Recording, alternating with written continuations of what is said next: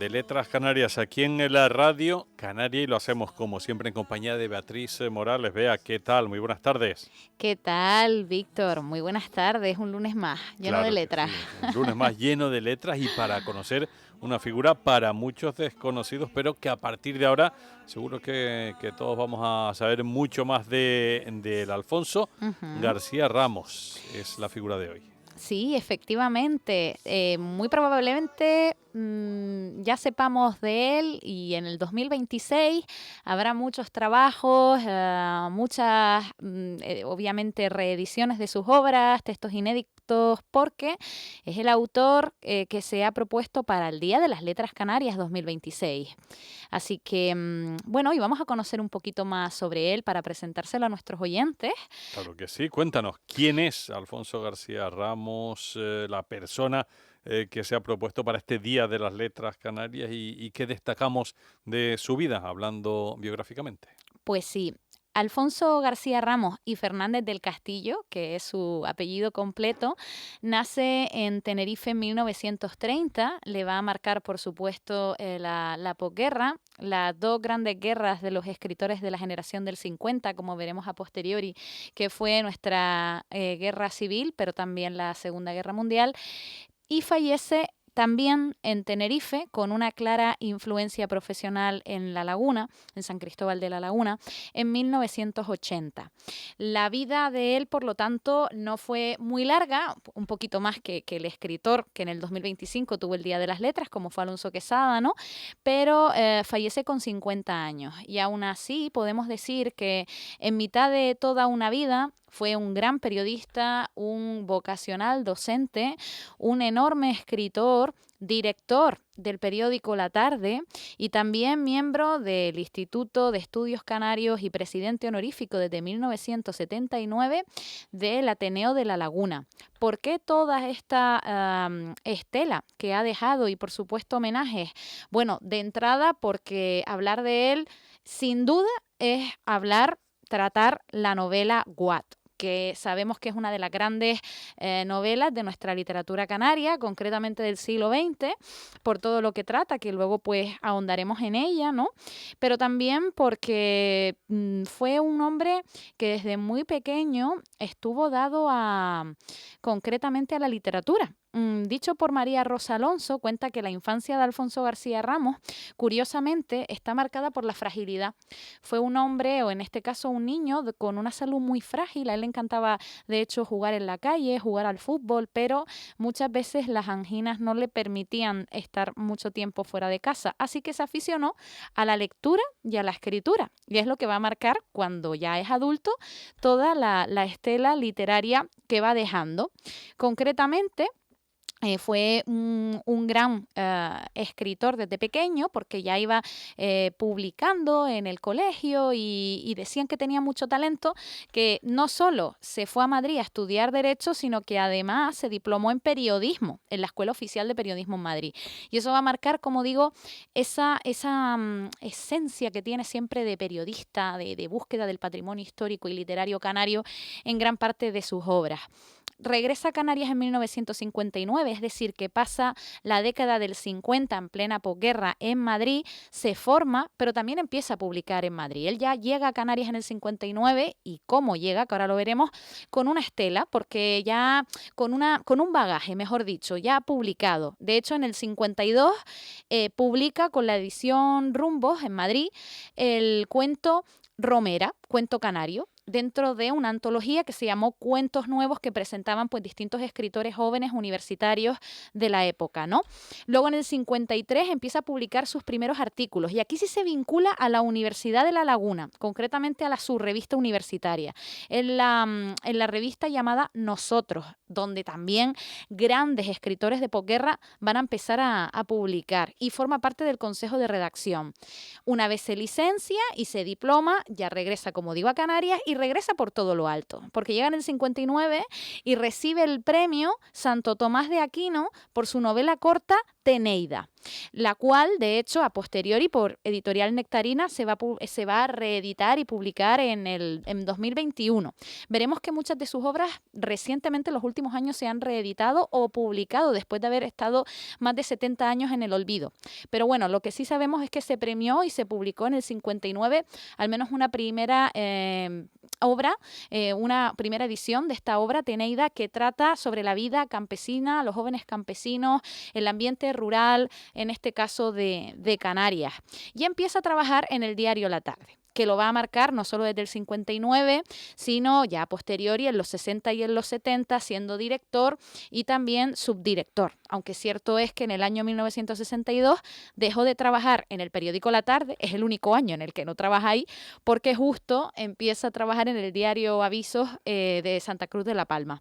Pero bueno, lo cierto es que cuando empieza su andadura en La Tarde, primero tiene una columna llamada Quisicosas, que firmaba con el seudónimo Chantecler.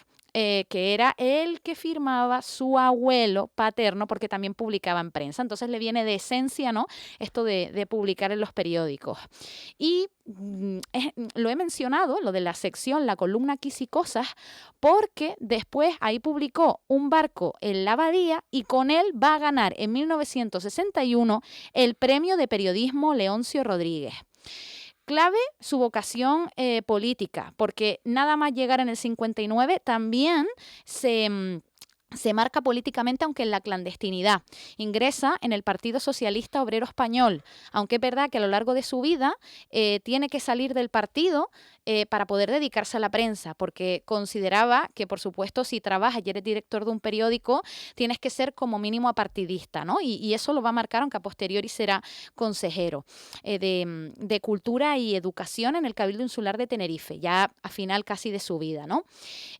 Clave, es profesor, secretario, subdirector y director en funciones de la sección en La Laguna de la Escuela Oficial del Periodismo de Madrid.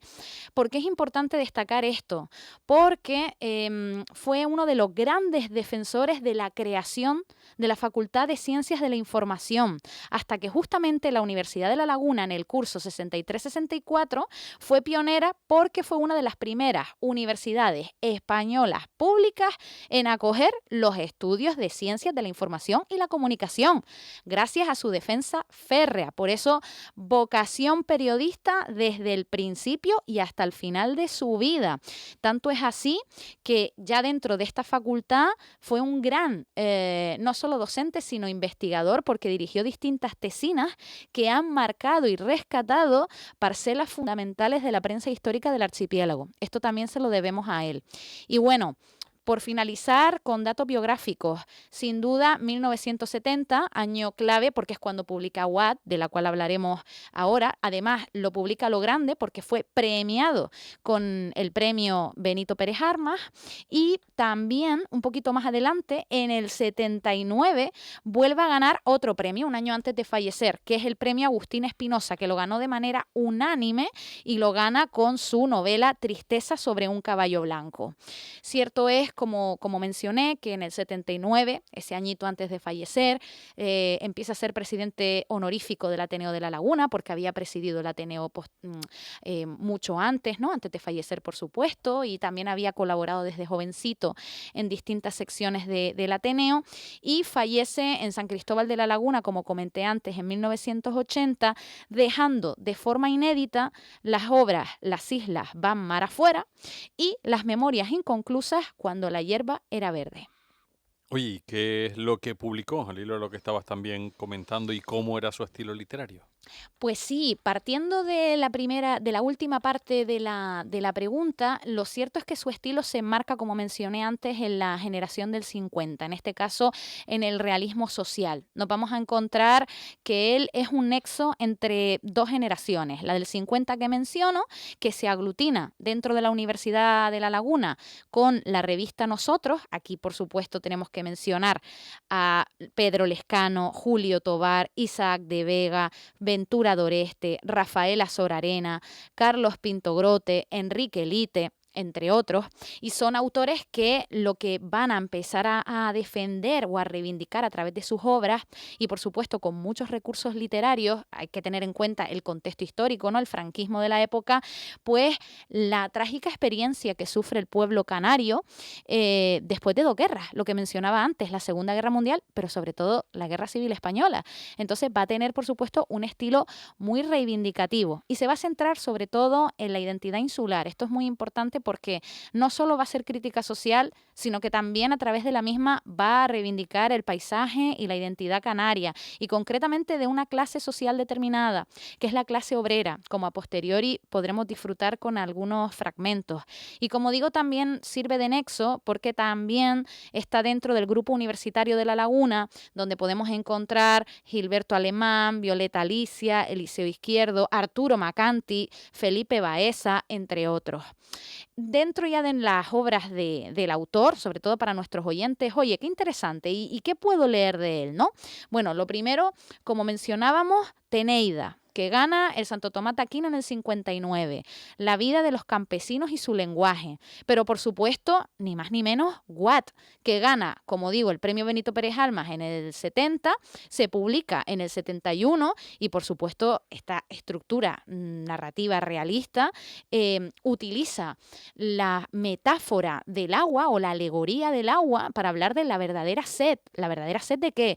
De libertad, de derechos, de transparencia, del pueblo canario. Por supuesto, él crea un espacio ficticio, vamos a decir mítico, que se sabe que es el sur de Tenerife, para hablar del campesinado tinerfeño, pero también puede englobarse todo el pueblo canario de todo el archipiélago. Esto es importante porque además reflejan Watt el mezquino entramado económico que se manipula con la riqueza natural, porque también habla, no solo es un leitmotiv, el agua de forma alegórica, también es literal, ¿no? La sed, la sequía, ¿no? Y cómo se trabaja en ella.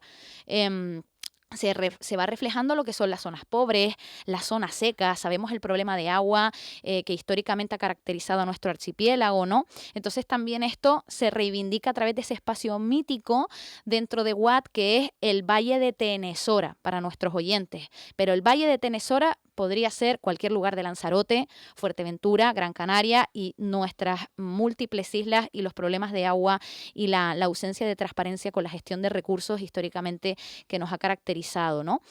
Y también tiene otras 2 obras que creo que es importante mencionar. Cómo no, Tristeza sobre un caballo blanco, que como digo ganó el premio Agustín Espinosa en el 79. Esta obrita, por desgracia, él no la pudo ver publicada, pero sí tuvo conocimiento de del premio, ¿no? Del galardón. Y bueno, es una obra muy interesante porque se mezcla la realidad con lo mágico, lo autobiográfico con la preocupación excesiva del futuro devenir de las islas, pero centrado en la identidad canaria, desde 3 vertientes distintas. La primera, nuestras raíces guanches, que ha ido quedando de todas y cada una de ellas. El mestizaje, la segunda, el mestizaje con la España peninsular. Es decir, al final, cuando se entremezcla el centro con el margen, ¿qué surge? ¿Qué identidad se te queda? ¿Cuáles son las inquietudes que se le queda a un isleño de esa forma, ¿no? Y la emigración a Latinoamérica, concretamente a Venezuela. Esta obra además tuvo una adaptación teatral realizada por Pascual Arroyo en el 85 y que se estrenó ni más ni menos que en el Teatro Guimerá. Y por último, no se puede terminar de hablar de él sin mencionar la otra obra que casi ha estado inédita hasta ni más ni menos que el año pasado, en el 24. Hablo de Las Islas van mar afuera, que la editorial Tamaimos, a través de la profesora Tenesoya Martín de la Nuez, publican. Y esta obra es interesante porque quedó finalista del premio Benito Pérez Armas en el 57, pero nunca se publicó.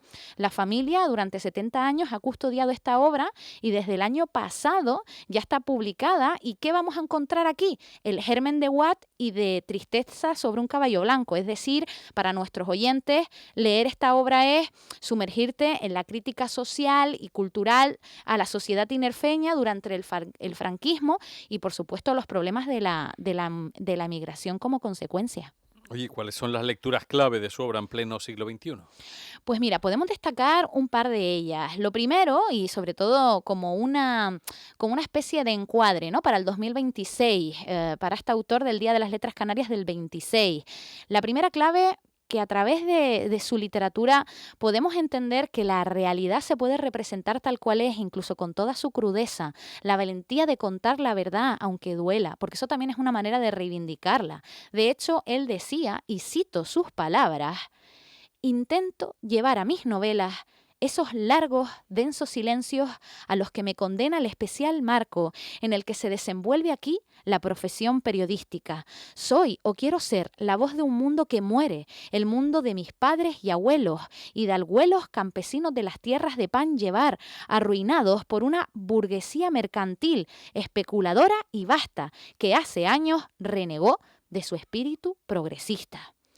Por otro lado, otra clave para leerlo en pleno siglo XXI es que a través de las obras de Alfonso García Ramos se va a reivindicar nuestra diversidad de idiolectos, nuestra variedad lingüística canaria y con orgullo. Él en 1973, en un ciclo sobre narrativa canaria en la Casa de Colón de Las Palmas de Gran Canaria, decía lo siguiente de su obra Teneida, dice, reivindicando a los campesinos canarios, dice que con un corto abanico de palabras logran una gran expresividad, cargando los vocablos de sentidos singulares, entreverándolos con elocuentes silencios, hilvanándolos en rodeos y circunloquios que llegan al mismo centro de las cosas. La crítica se había equivocado al encasillar a Teneida en el capítulo de la novela regional, sin darse cuenta de que significaba justamente el fin de ella. Esto es súper interesante porque saca nuestra variedad canaria del mero costumbrismo, que también es igual de válido, pero es que no solo es costumbrista hablar como con nuestra variedad, con orgullo y desde los distintos idiolectos que supone. Es muy interesante esta parte. Por supuesto, también leer a Alfonso García Ramos es reflejar cómo trata la sostenibilidad y la crisis del agua, pero de manera alegórica. ¿Cuál es la verdadera sed? Fíjense aquí cómo lo reflejan Watt, dice: tan negro como la mina, negro que se te echa encima, que te envuelve como un paño sucio y mojado, que te asfixia, que te deja como enterrado, encerrado en un ataúd que viniera estrecho, falta de aire sobre esa nube pegajosa que te devora, que vacía los cuerpos y convierte las entrañas en chorros de sudor que corren por el suelo, sed que no es de la garganta, sino de las manos, de los pies, del pecho, de la cabeza, agua, porque todo arde por dentro, porque el cuerpo se vacía, se derrite como una vela de sebo. Y por último, la otra clave, como no, que a través, y con esta cita ha quedado reflejado, a través de su literatura vamos a retratar la precariedad laboral y la dignidad del trabajador, de la clase obrera, que esto sí que es completamente contemporáneo. Oye, estamos ya acabando, pero sí que te quiero pedir, Bea, a ver si nos puedes leer un poema o un fragmento de algo más de nuestro escritor de hoy. Pues sí, aquí tengo un pequeño fragmento de cómo proyecta él el paisaje canario. Dice así: la tarde plateada sobre el mar y todas las cosas, remontados bosques, aristadas rocas, hables y riscos, marchitos sembrados, árboles y matorrales mostraban la inmaculada pureza de sus colores, desdibujados durante el día por la luz deslumbradora de las Canarias. Era la paz de la atardecida, algo así como un baño de mar para nervios y músculos cansados, casi deshechos por la pesadilla del trabajo de la mina. Es la figura de Alfonso García Ramos. Vivió pues nada más 50 años. Este año habría cumplido los 95, pero bueno, su recuerdo sí que queda y quedará para siempre con nosotros y todavía un poquito más gracias a Beatriz Morales. Bea, muchas gracias. Hasta la próxima. Hasta la próxima, Víctor. Un gran placer.